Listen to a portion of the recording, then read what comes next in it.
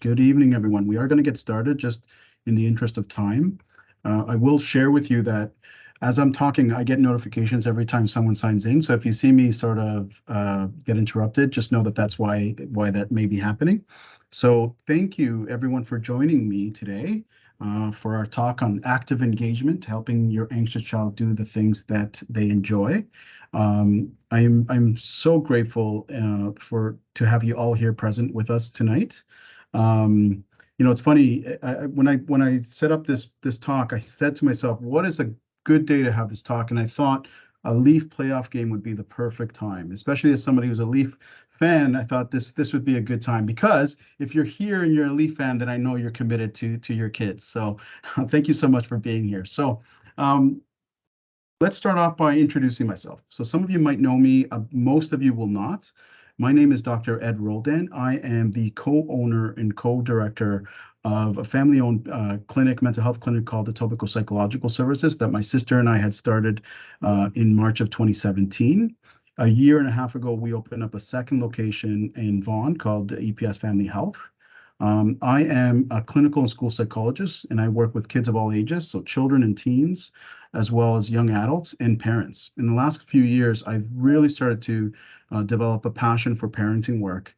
And another passion of mine is supervision. So I've had the opportunity and the privilege to have supervised several excellent young or early career psychologists and psychology students. I currently have a psychology resident helping me today. So Angie Celebre's here supporting me in the background. So I really want to thank her for being present and helping me.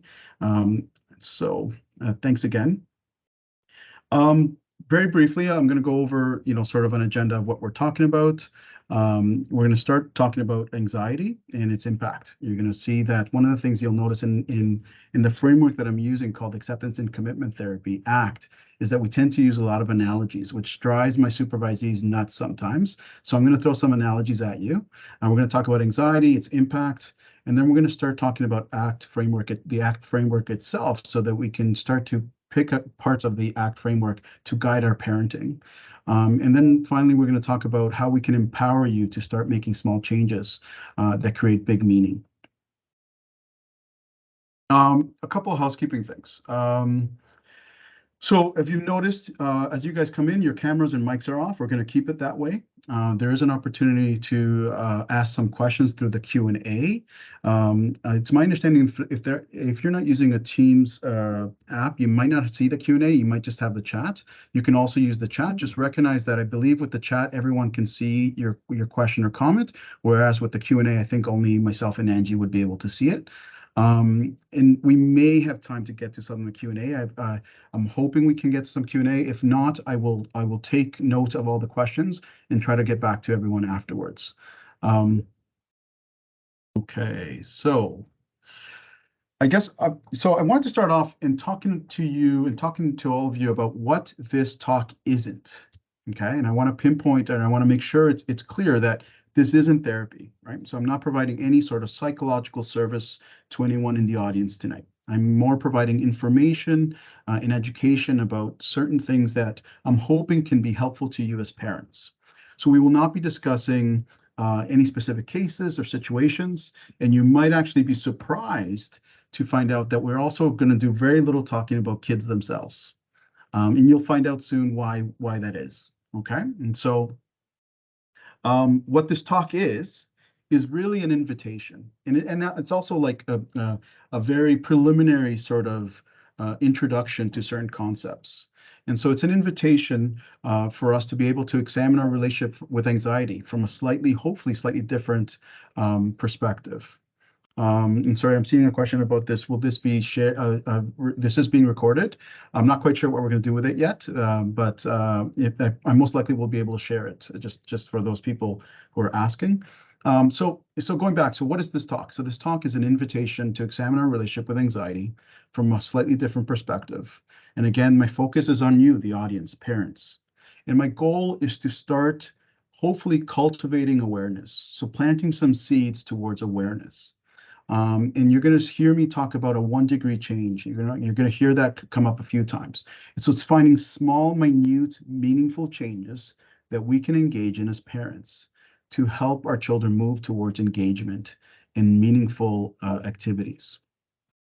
And lastly, I don't want you to walk away completely empty-handed. So I will be providing you some resources. Some of it will be on the slides, including websites and books, a lot of the books that are available through the public library system. But also there will be some websites, but also I probably will follow up the conversation with a resource page or a link to send to everyone so they can access them if you don't catch them on the slides.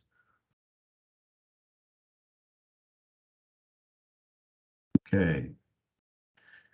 So I thought maybe I would start by setting the table, or letting you guys know why I wanted to have this conversation. And I'll be very honest, and you'll notice that one of the things that you'll notice about me is that I'm quite honest and open and upfront. And so originally when I was thinking about doing this conversation, part of it is in Etobicoke, we've been around for 6 years and we're pretty well known in Etobicoke. I've done a variety, and with our team, our amazing team, we've done a variety of talks around the city, at different schools and with different parent groups. And when we opened up in Vaughan, I had a significant difficulty trying to connect. And I reached out to all these schools and principals, and no one seemed to be interested in having a free talk, so to speak, actually. And so what I decided to do was let me set up a free talk. Let me have a sort of a webinar, invite families to come and sort of hear some of the information about things that we do at the clinic. And originally I wanted to focus on Vaughan itself. And what happened was no one signed up. It was like, a week or two in, and no one had signed up. And I'm feeling very vulnerable and very anxious and worried. And so luckily, one of my friends, my social work friends, signed up. They were the first person to sign up. And eventually I opened up the webinar to other parents. And now I'm thrilled with the sort of turnout. But now my anxiety is related to all the number of people that are here and ensuring that that I do a good enough job, or that you learn something from our conversation or take away something from our conversation.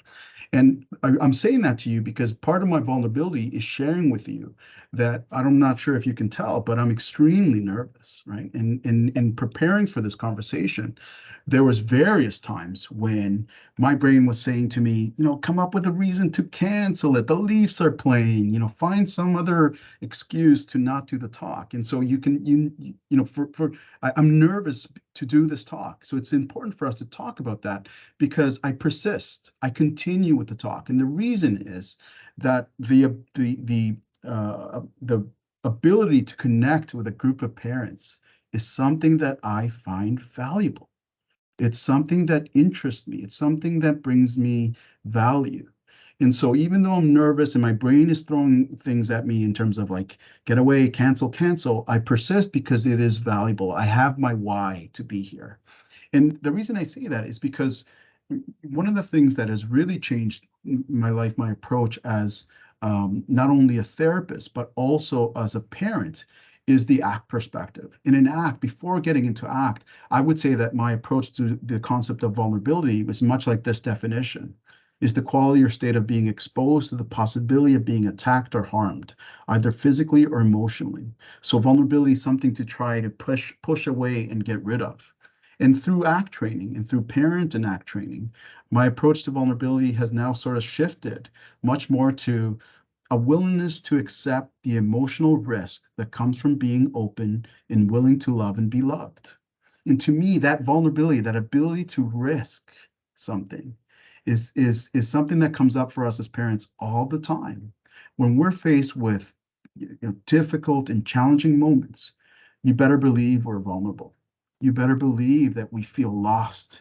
And so that's why I really have gravitated towards ACT, because it really helps us to connect with that vulnerability. So I want you to think about that. That's going to be something that comes up over and over in our conversation tonight. This leads to the idea of mindful parenting. Overarching over everything that I'm talking about today, at the end of the day, if we can start to promote a more mindful parenting approach, I feel like we are making improvements. And when I talk about mindful parenting, what I'm talking about is an approach that emphasizes the ability to simply and compassionately notice and accept any thoughts and feelings that come up rather than fighting against them. In essence, by becoming mindful parenting, or by becoming more mindful as a parent, we start to understand our child's motives and needs in difficult moments. And more importantly to me is we also start to develop the capacity to stop in any given moment and notice Why am I actually making this choice as a parent? Why am I doing this? So often it's by other, things that are happening in our head. So for example, if my child is having a meltdown at a grocery store, am I stepping in because that's what they need, or am I stepping in because I'm embarrassed? If my child has slammed a door or said a bad word at me in front of their family or friends, am I responding to the fact that they're displaying some need, or am I responding to the fact that they know better and that they should not show such disrespect in front of others? And so if we're able to incorporate, and this can happen, when I talk about mindful parenting, one of the things I emphasize to parents, it's not about perfection. You're going to miss a lot of moments to be mindful. If you can do it once out of every 10 or 20, we're making small 1-degree changes. All right. So one of the things I said from the start was that I was hoping to try and incorporate maybe a slightly different way of looking at anxiety. And the question is, why are we even talking about anxiety? And we're talking about anxiety because I think you guys know why we're talking about anxiety. You guys, your children and your families are probably experiencing moments where anxiety can get quite intense. And there was a study during the pandemic. I don't know if you saw it. It was called the Code Pink study. And what it demonstrated is that the kids are not all right. Since the pandemic, we've seen a decline in mental health of children and youth, and we've seen a sharp increase in demands for children's mental health. And as somebody who's in the field, I can tell you that the people in mental health, cannot keep up with demand. Now, we have wait lists in Etobicoke, we have wait lists, a shorter wait list in Vaughan, but it is hard for us to meet the demands that children are presenting with. In addition, we all know that anxiety can lead to a decline in functioning across home life. So the functioning of the family declines. School, kids stop going to school, or they freeze during tests. And they can also start to see a decline in social, no longer engaging in social interactions or extracurriculars. And of course, there's also a huge financial cost. Parents who are taking time off from work, teachers, educators going on leaves because of anxiety and stress. And so there's a valid reason for us to be talking about anxiety. And the main thing, and this is going to be key, is that anxiety usually contributes and results in avoidance. Again, the kids who don't go to school, who no longer engage in dance, or don't no longer sleep independently, we avoid things that make us uncomfortable. This is going to become relevant when we start talking about why ACT is a good approach with anxiety. So I had said earlier that in ACT, we tend to use a lot of analogies. And so the first analogy that I'm going to throw at you is coming now, and I'm providing a trigger warning. And the reason I'm providing a trigger warning is because in the next slide, you're going to see a picture of an insect. Actually, it's not an insect, it's a spider, an arthropod. My sons will probably correct me. It is a picture of a spider. And so if you are afraid of spiders, please avert your eyes and look away. But just a warning. So imagine that all of us, however many people are here, I can't tell right now, imagine we're in a huge auditorium, and we were sitting there and we were meeting there as part of a arachnophobia group. So we're all terrified of spiders. And imagine we're all there sitting around the room, physically in the same room, and someone were to open the door and drop in this guy into the room. I'm wondering if you could throw some comments into the chat or into the Q&A and tell me, what do you think you would do if this spider came into the room while we were meeting?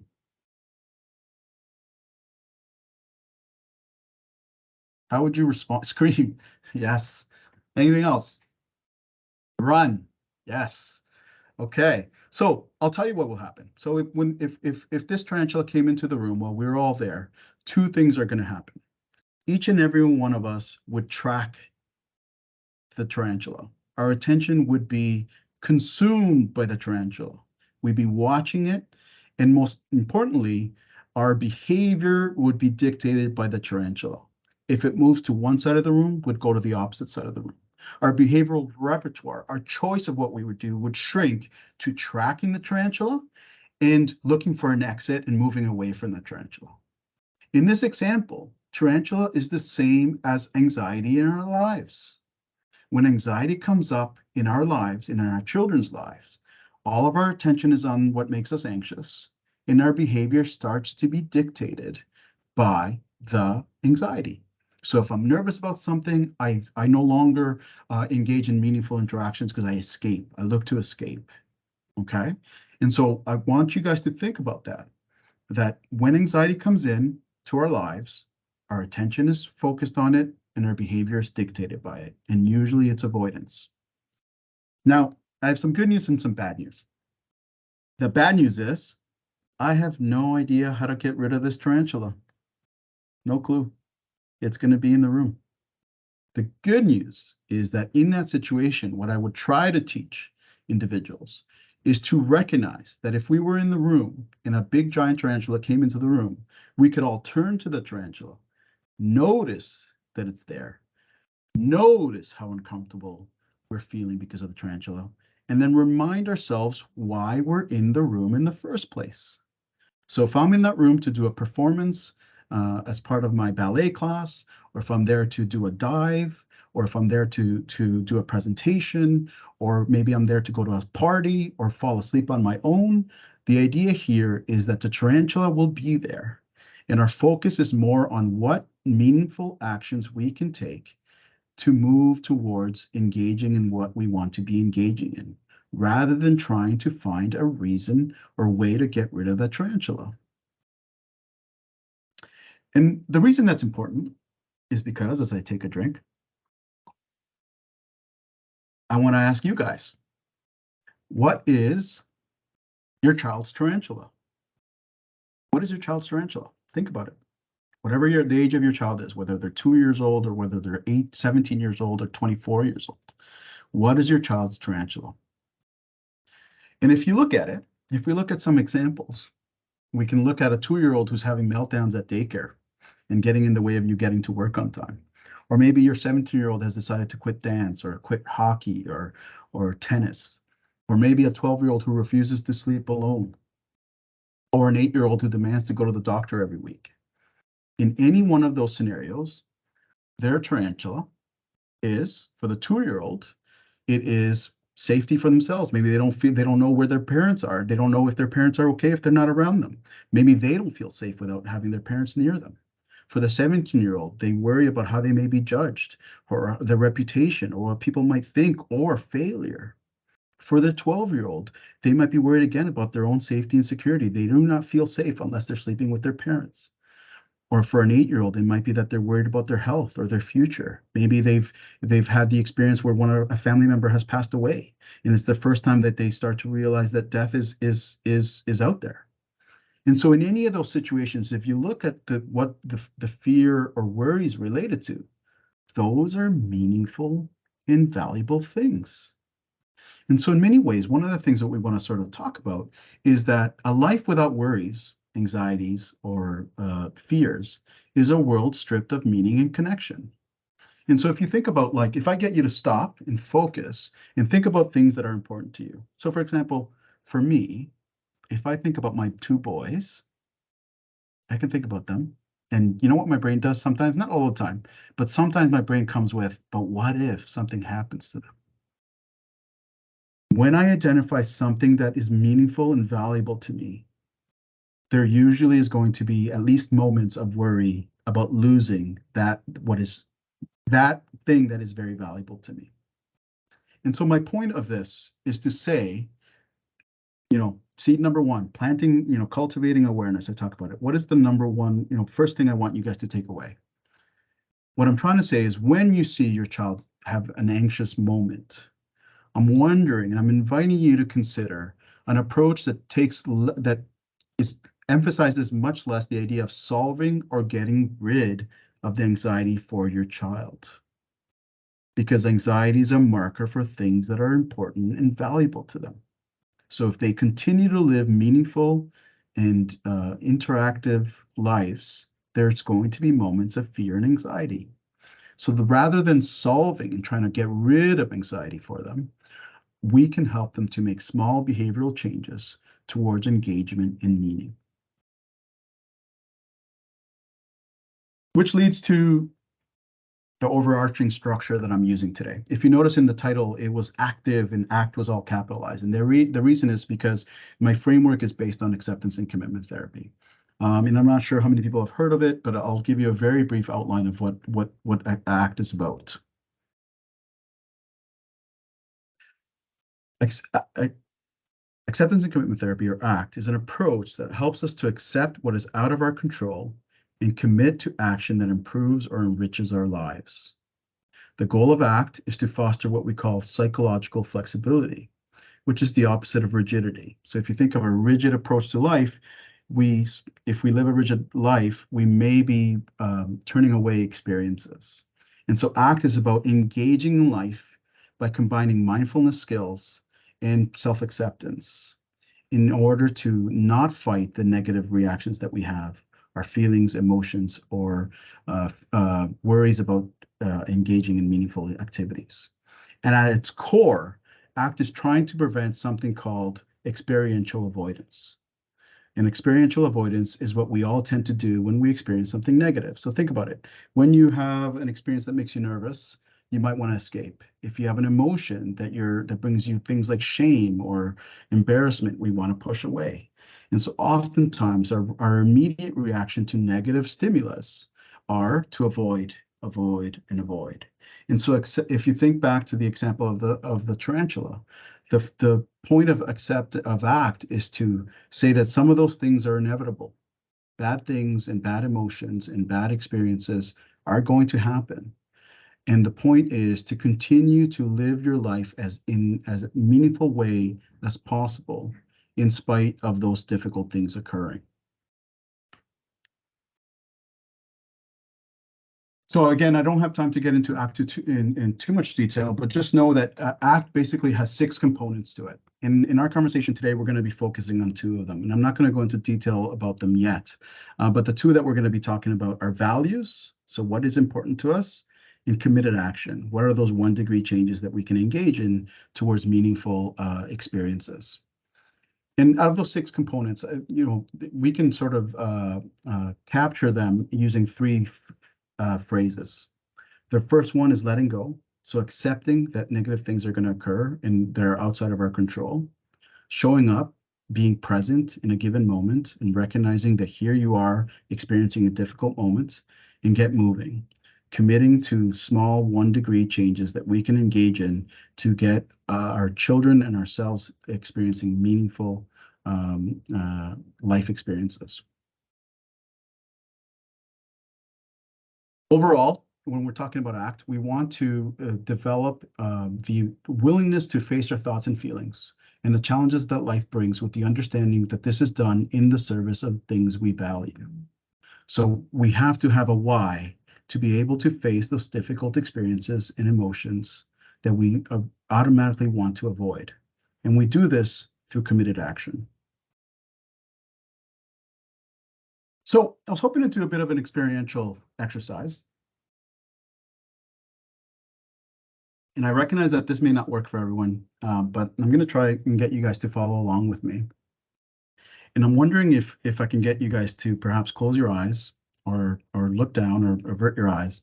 And I want you to think back to a moment where you notice your child and you had that sensation almost like you were seeing them for the first time. Actually, why don't you think about maybe the first time you held your loved little one in your arms? Now, that might have been a very stressful or even traumatic day for you. You might have been worried about finances, how your life might change, the relationship you were in, your job, the pain you'd gone through or were in. And all these things could be swirling, all these negative things could be swirling. But imagine that in that moment, you can remember the time you were holding your little one. And in that moment, I wonder, did you notice maybe their toes, their little fingers, some of their features, maybe their eyes or nose or lips, maybe their bald head, or maybe they had hair, big a patch of hair. Do you recall what it felt like in terms of how heavy were they in your arms? Do you remember their smell? In that moment, as you imagine yourself holding that little one for the first time, I wonder, did you make any promises? Did you say things to them? You will jump in front of a train for you? Did you imagine things for them? Did you imagine things in their life that you want them to accomplish? Think about those things that might have, been rushing through you in that moment as you held your little one. And if you haven't had that experience, maybe, or it wasn't when you were holding your baby, maybe it's another time when you see them playing, and you notice them through almost like a different lens, and you see them and you think to yourself, man, I'm responsible for that little one. And in that moment, when you think about those things, when you think about what you promised them and what you want to aspire to for them, those are your values. And if you have trouble with that imaginary sort of scenario, I would ask you to just think in a more concrete way and imagine a time when your child is old enough to have a conversation with your friends. And as you walk through by the door, you hear them talking about you. What do you wish they would say about you? What do you wish they would say about your relationship? What do you want them to say? Oh, my dad, he's a funny guy, makes the worst jokes, but you know what? When I need him, he's there. He's present. He's available. He's always looking out for me. Those are values. And the reason values are important, in my opinion, is because there are, think about all the things you guys do for your kids. You sign up for talks like this with a guy you never heard of. You go to programs to try and learn skills. And oftentimes, if I were to ask you, why did you sign up for those programs? You'll say things like, well, I want life to improve for us. But really, we do it because of the values that we just went through. You did it because you aspire to be the best parent you can be for your child. And again, it's important to recognize, I never said a perfect parent. I never said a parent who doesn't make mistakes. We will make mistakes. We will stumble. We will regret. And yet, those can coexist while I make meaningful decisions to connect or move towards those values of being a present dad. So for me, it might be being present, being available. So these are my little, so when I picture those scenes, for me, these are my little guys. So on the left-hand side is Marcus, my oldest, he's 9 years old. And then on the right-hand side is Oscar, he just turned 7. They could be, they love each other, but they're like night and day, lovely little guys. So those are my little guys that I was imagining. So again, just to recap, values. I said that we were going to focus on 2 concepts related to ACT. The first one being values. Values are who and what matters most to you. They're qualities and characteristics that you want to be about or aspire to. It's really important for me to emphasize that values are not goals. The difference is a goal is a destination, and a value is a direction point. It's a direction you can constantly be moving towards.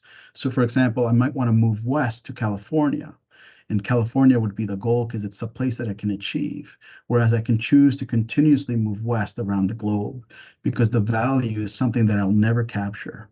So something we're chasing, but we may never be able to capture it. We're never going to get a certificate and say, you are the perfect dad.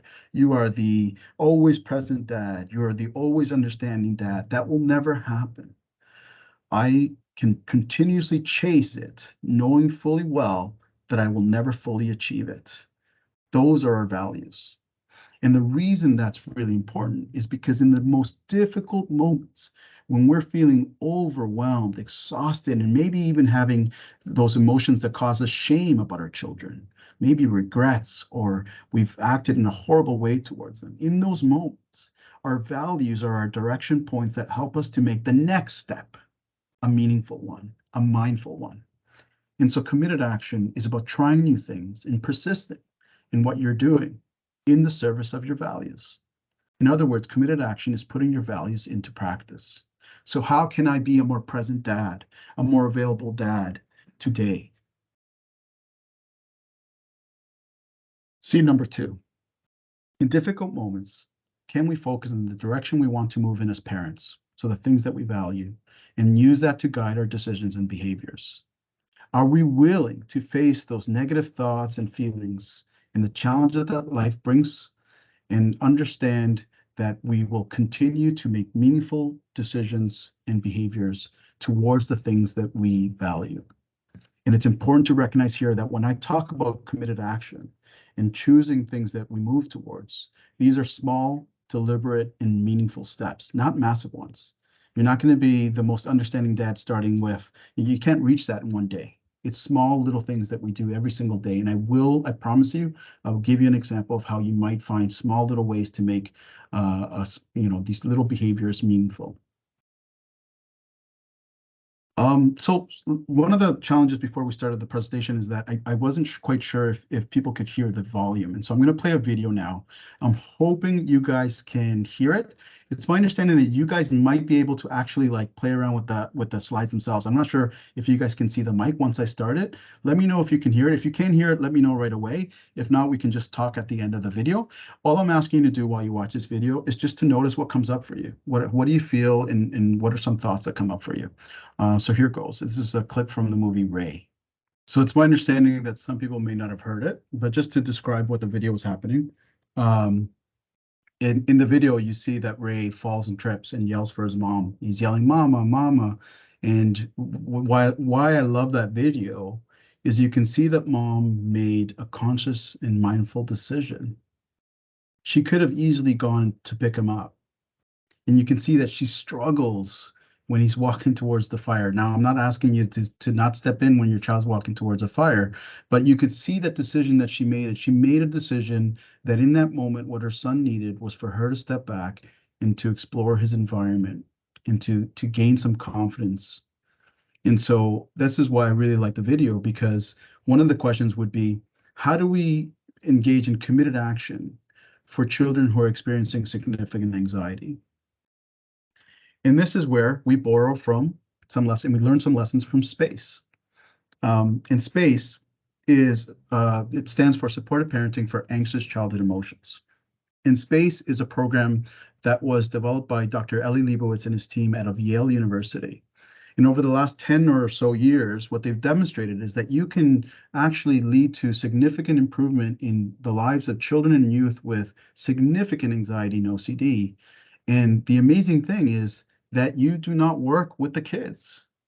You work with parents. Hence why I'm talking to you guys.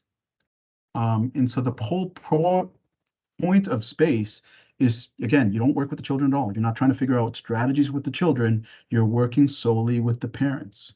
And so I do not have time to go into too much detail about SPACE, but I want to give you guys some nuggets so you can understand what the concept is related to SPACE. And the other thing to mention is I will be providing you a name of a book that will help you and walk parents through the SPACE approach. And so one of the first things that SPACE tries to do is to try to target what are called accommodations. And I want to make something clear. When we talk about this and we talk about accommodations, just recognize that we all accommodate.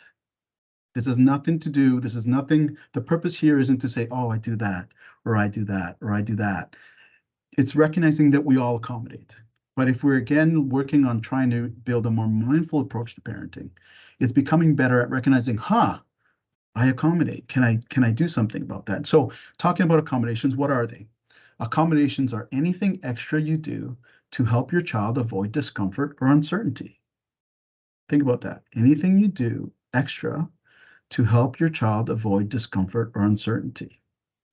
And unfortunately, by accommodating, what we do is we're inadvertently getting in the way of teaching our children that they can be resilient or that they can handle the worst case scenario.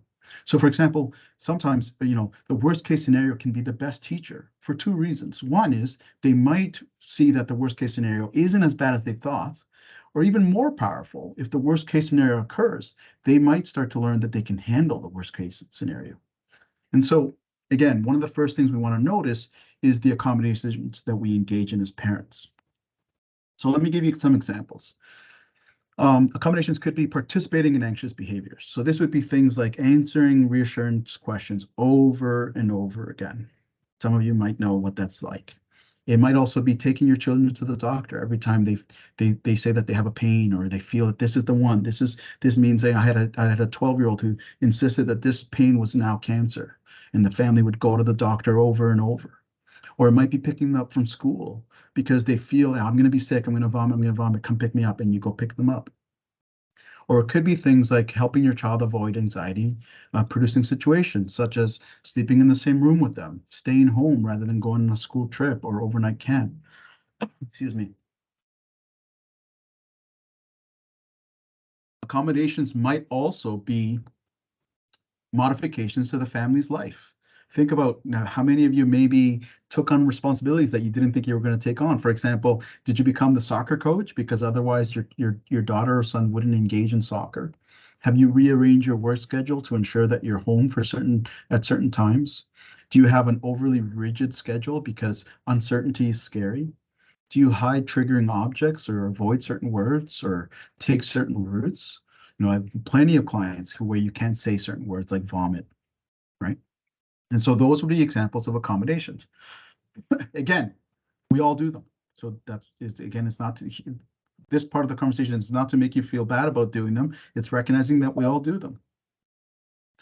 So just some general guidelines about recognizing accommodations. One of the very first ones, and it's so important and crucial here, is you want to ask yourself, is what I am doing developmentally appropriate? What I mean by that is, if your 2-year-old is having a meltdown because they can't do the snaps of their snow pants, and you come in to do that for them, that's not an accommodation. They're not able to do that skill. So it's not like you're doing something above and beyond what you're supposed to be doing. If your 8-year-old has had a family member just pass away and they're coming into bed with you every night right afterwards, that's not an accommodation.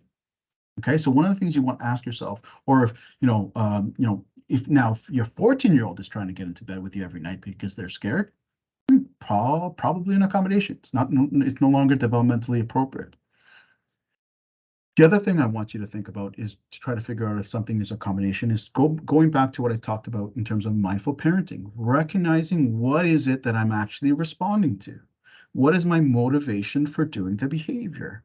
If I find myself accommodating because I can't stand seeing my child in distress, or I can't stand my own distress when my child is in distress, then most likely it is an accommodation. Now, you could also ask yourself certain questions like, would I be doing this if my child wasn't anxious? Like, would I go and say goodnight 5 times every night and leave the room and come back 5 times if my child wasn't anxious? Or do I do this with my other children? If you find that you're not doing this with other children and you wouldn't do this if the child wasn't anxious, then it's most likely an accommodation. And what happens, the other question is, what happens if you don't do the accommodation? What happens if you don't do the behavior? Does the child have a meltdown? If they're having a meltdown, most likely it's an accommodation. So, seed number 3. If you want to, one of the thinking about like 1-degree change. 1-degree change might be starting to chart the accommodations that you engage in as a family. Start noticing them. In the morning, are we sort of making sure that the eggs are a certain way? Are we ensuring that they know the schedule for the day every day? And one of the things you may want to consider is experimenting by removing or altering one of the accommodations. So an example of altering, let me give you an example of an altering an accommodation. Going back to that example of an 8-year-old who thinks that this is the time I have cancer, or maybe we won't choose cancer, but we'll say something like, this is the time I'm going to vomit, I'm going to vomit, I'm going to vomit. And let's say every time they come to you and say, I'm going to vomit, you say, no, it's okay. Everything will be okay. It's probably just a feeling. I'm sure you're not going to vomit. That is some reassurance, which sometimes would be appropriate. But a way you might reduce that accommodation might be like saying something like, it's probably nothing. You probably won't vomit.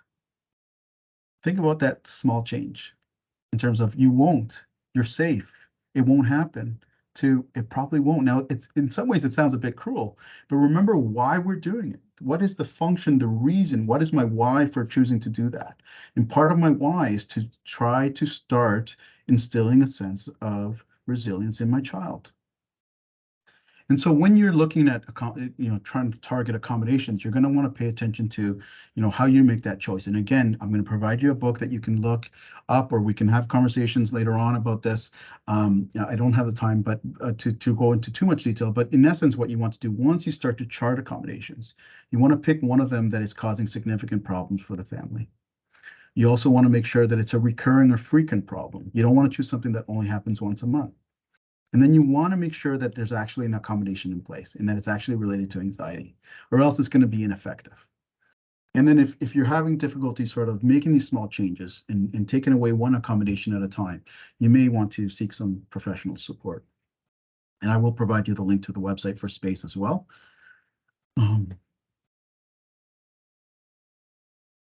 Now, the second main component to SPACE is there's two steps that they try to teach parents. The first is how to accept and validate our child's experiences, particularly when they're faced with anxiety-provoking scenarios.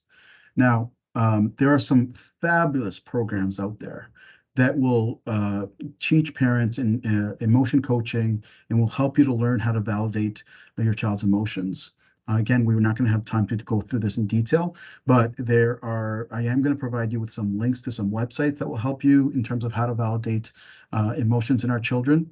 And there's a lot of sort of excellent clinicians and agencies and clinics who provide some of this training around the GTA. So again, I could also provide some names of clinics if you're interested. And one of the things about acceptance and validation is that in essence, what we're trying to do is we're trying to say yes to our child's emotion without necessarily saying yes to the behavior. Oftentimes parents struggle with validation because they feel that it's a free-for-all, that it means that we're saying that the child should get away with everything and that there shouldn't be consequences or limits. And that's not what we're saying. We're saying that when your child is anxious and scared, they're legitimately anxious and scared. Or when they're experiencing a significant emotion, there is a need that needs to be met there. And so that part of acceptance and validation is recognizing our response to their emotion and then trying to say yes to what they're experiencing. And the second part of what SPACE does is to try to help parents to start seeing themselves as somebody who instills a sense of resilience, to be a messenger of confidence, for example, so that your child can start to believe that they can truly handle and do these things that are difficult for them. So an example would be something like saying, I see this is hard for you, and I'm 100% sure you can handle it. All right, that's an example of something that we would train parents on in SPACE. Let's go back to validation again, only because if you remember from ACT, when I started talking about ACT, I said that one of the main things about ACT is trying to minimize experiential avoidance, which if you remember, it is anytime we're faced with a sort of a scary or uncomfortable feeling or emotion or experience, we try to push away. And so when we see our child in distress, oftentimes we look to avoid that emotional reaction or experience, right? And this might look, or in the end, unfortunately, what it does is invalidates your child's experience. So examples of this would be, and again, we all do this, would be like ignoring it. So it's saying like, look at the bright side. Don't worry, things will get, you're great. You're doing great. Don't worry about it. Or blame, like maybe if you didn't watch movies, you wouldn't be so scared. Or minimize. It's not that bad. You should see the camp that I slept at when I was your age. Or maybe you're dismissive. It doesn't even matter. Have you seen what's happening in this world? Who cares? Or maybe you're denying things like, no, you don't know what you're talking about. I'm not sure what you're saying. Or maybe you're the 100% reassurer, like everything will be okay. Nothing wrong will happen. I can keep you safe every day of your life. Or maybe you're trying to ask questions or trying to get to the bottom of that anxiety, trying to solve and fix the problem. So many times when we see our child in distress and we see emotional reactions, we look to avoid, and this might be some of our responses. So some basic guidelines, again, very basic guidelines as to what some things I want to keep in mind. We want to attend to our child's emotion. We want to pay attention to it and tune in rather than, notice that part of you that wants to move away. And rather than move away, you're moving in being attuned with your child. The other thing you could do is to label the emotion. Oftentimes when we get calls for parents of young children, I'm often telling parents that at this age, what you're doing is you're providing the vocabulary of emotions to your children. And so you're the one saying, yeah, this is hard, huh? You're really angry right now. Hey, buddy. And I know, yeah, you're upset because your sister came and took away the toy. Yeah, you're angry. I could tell because you're yelling and you're stomping your feet. Yeah, I'm sorry that you're feeling angry. And so in many ways, what I'm doing is I'm labeling the emotion, but I'm also giving him markers for what I'm seeing. And if we do this, we're basically helping our child to start to develop an awareness of their emotions. And lastly, going back to the validate the emotion, this is where I might say something like, "Yeah, no wonder you feel that way. Your sister came and grabbed your stuff, and I can understand why you're upset." Or maybe it's your 17-year-old. Of course, you feel that it's unfair because we didn't let you go out to prom and we didn't let you stay out till 3 a.m. And because you feel that all your friends get what you want. I get it. I get why you're frustrated. And be home by 1. And lastly, another guideline is again is try to meet the need of your child rather than getting caught up in the content of the words. And oftentimes here, this is where I think about like situations where parents will often come to us and say, my child said that they hate me.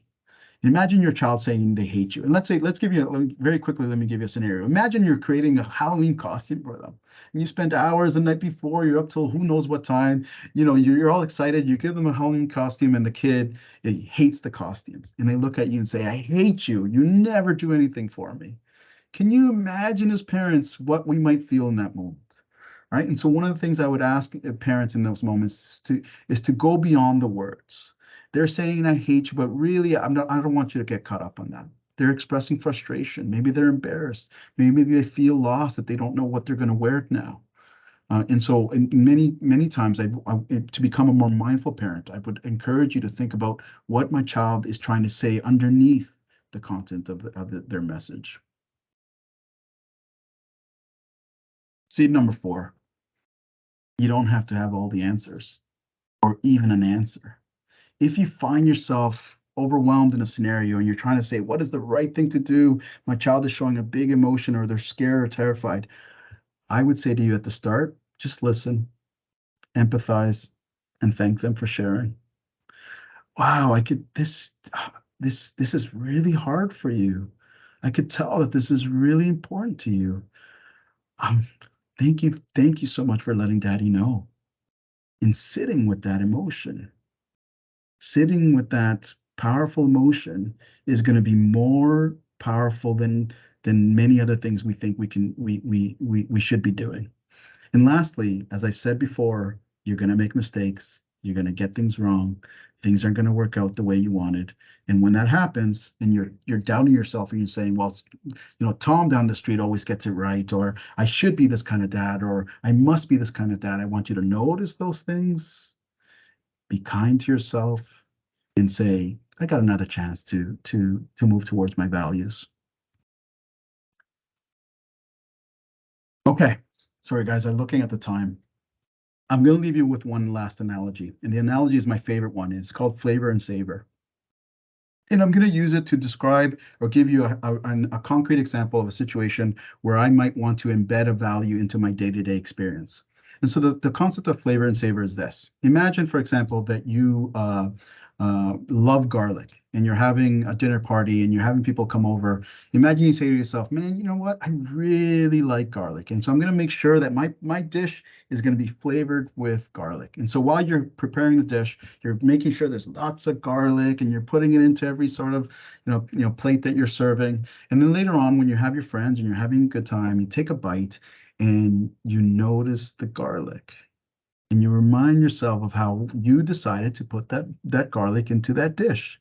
And so when you notice it, you want to savor that garlic. And so it's finding things that we can embed deliberately into our environment, into our day-to-day experiences. And when they occur, is to sit back and notice and enjoy. So I'm going to give you an example, and I'm going to use myself as an example about how we can engage in small changes to create meaning. Let's say that I'm feeling disconnected as a dad, which happens all the time when I'm working long hours and I haven't seen my boys until I get home. Maybe I see them for a few minutes. Let's say I'm disconnected and I say to myself, "Man, what's important to me as a dad?" Well, I want to be present and I want to connect with my boys and I want them to know that they mean the world to me.